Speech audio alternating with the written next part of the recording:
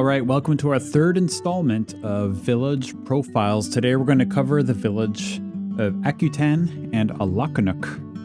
And these are in two very different places, but they both are next on my alphabetical list. So we'll start with Akutan. Akutan is located on the Aleutian Island chain. It is 766 air miles southwest of Anchorage. Long ago, the Aleut people lived on these islands, but in my research, I can't find any more information besides vague statements about the Aleut people lived on the islands.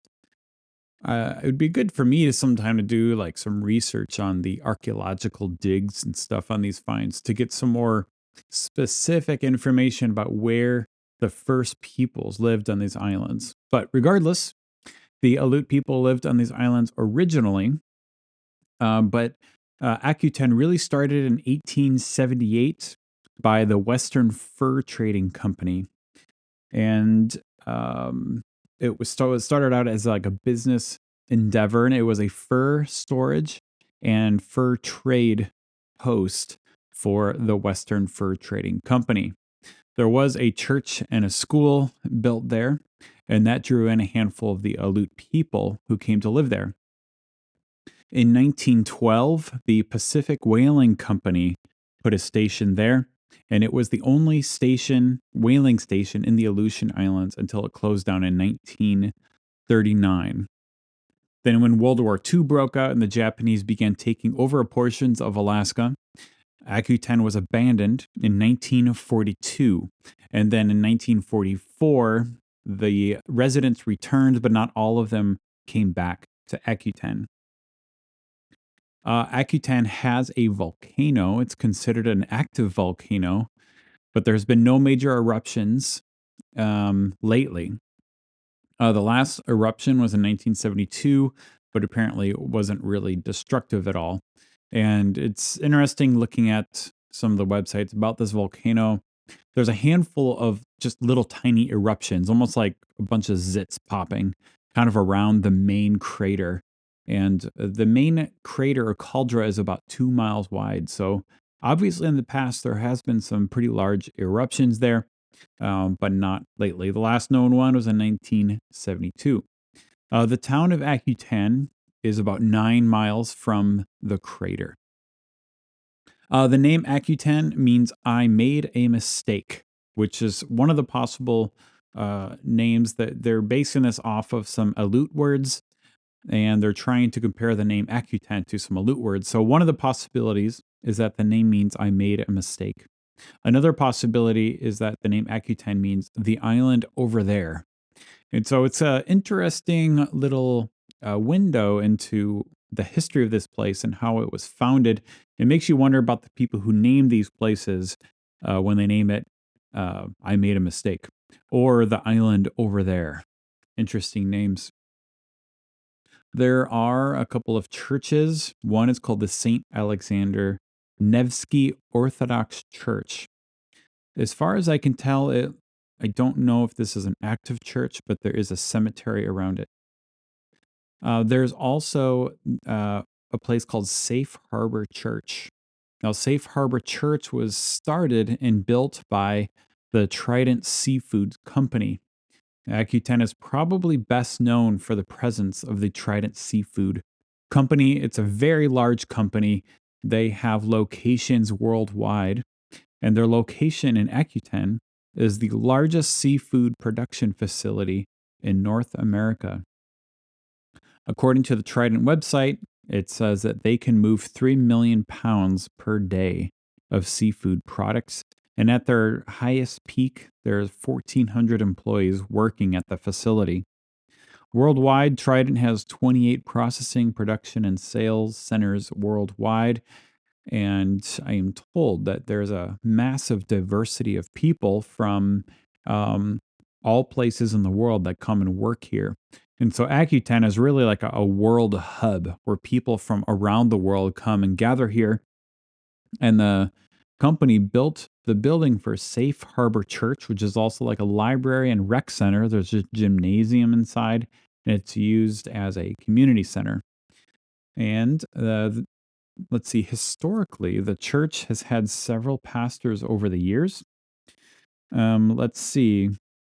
Gary and Margot Hosenjack served as the Safe Harbor Church for 2 years in the 2000, and more recently was Peter and Kelly Fox served as a pastor and wife of this church. And right now, it's Pastor Matthew Vroman is the pastor there, and I spent some time with him recently at a conference. Now, the airport for Akutan is very interesting because it is not on the same island, which is odd because if you're going to fly to get to an island, how is it that it's on a different island? Well, it's on an island across the water on Akutan Island. The airport is Papa Alpha Uniform Tango. The runway is 0927. The elevation is 129 feet. The runway is 4,500 feet long and it's asphalt. So that's long enough for the smaller airlines to get in there. And it's just notable because of its location. It's across the bay, across the pass, the water. And I'm kind of naive at how this works, but it looks like you'd have to land at Akutan Airport. And you look at the map and there's nothing there. It's kind of amazing. And you'd have to take a boat across to get to the Akutan village. There are 3 RNAV approaches, runway 09, runway 27, and RNAV GPS Alpha for landing at Akutan Airport. And it looks like there must be a ferry service to get across over to Akutan. Obviously, something as significant as the Trident seafood plant. They have to have really good transportation to get there. And so the airport's just a very notable place. So even if I wanted to fly there, it would be difficult. I'd have to, get a ferry across. I don't see a spot around the village where I could land a small plane, maybe on a road or something nearby. But that it seems like you'd have to take a boat across. All right, let's talk about the village of Alakanuk. Alakanuk is located 162 miles northwest of Bethel. It is along the Alakanuk Pass, which is the major channel of the southern Yukon Delta as it dumps into the Bering Sea. Alakanuk was first reported by G.R. Putnam of the U.S. Coast and Geodetic Survey in 1899. Reportedly, by 1936, Alakanuk was made up of 7 cabins. Now, that's just wild to think about. 7 cabins made up this place. That's like, a family and some cousins is what made up these villages. And thinking back about the history of these places, the longer history going back into Alaska, I really wish I had, a time machine to look back to a place like this. And what the history of the people here would have looked like, their lives looked like. And I do have some books about the earliest explorers, and I'm going to dive into those this winter when it's slower and I got more time. Reportedly, Alakanuk was first settled by a Yupi'k shaman named Angukswar. He was a Yupi'k shaman who got lost sort of in the maze of waterways, and that's why Alakanuk means the wrong way, because of the maze of waterways and this shaman who got lost in them. It could also be translated as mistaken, and hence comes the name Alakanuk.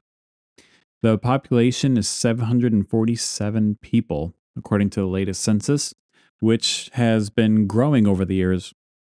Compared to other villages, it's actually a surprisingly large village for how remote it is. This is considered the longest village in the lower Yukon area, which is a 3-mile long village. So it just kind of follows the east. Is it the east? The east coast of the Yukon River, or the Alakanuk Pass. There was a Catholic church built there in 1904. And then a new building was built in 1943 and another in 52. And the latest is from 1966. It's called St. Ignatius Church. There was a resident priest there from 1951 to 1980. And again, a resident priest from 1982 to 2002. As far as I can tell, there's not a current priest there now. I did find a video about a ministry called New Chance Ministries that rebuilt an old church building. They refurbished it and reopened the church. That happened back in 2019. And in the video, it said that the church sat there unused for 7 years, and now they were reopening it. There's a reported Yupi'k Assemblies of God Church, and there's a Reverend Shelby Edmond there. Alakanuk is considered a dry village, which means there's no alcohol allowed in the village. But reportedly, from firsthand accounts that I've seen, that a lot of people have their own home brews and drinking is very common in the village.